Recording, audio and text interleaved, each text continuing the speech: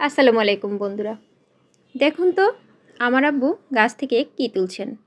বুঝতে পারলেন না? আব্বু গাছ থেকে ঢ্যাঁড়স তুলছেন।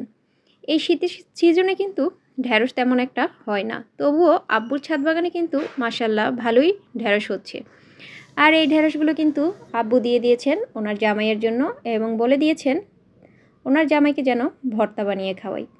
তো আর কি আমি আব্বুর বাধ্য মেয়ে, তাই তো ঢ্যাঁড়সগুলোকে নিয়ে এসে কেটে কুটে ভর্তা বানাতে বসে পড়লাম। তো ঢ্যাঁড়সগুলোকে কিন্তু টেলে নিয়েছি, সেই সাথে 2 কোয়া রসুনও টেলে নিয়েছি। আর এখানে নিয়েছি ধনেপাতা, শুকনো মরিচ আর হচ্ছে কাঁচা পেঁয়াজ। তো সব কিছু একটু মাখো মাখো করে ঢ্যাঁড়সগুলোকেও কিন্তু মাখো মাখো করে নিচ্ছি।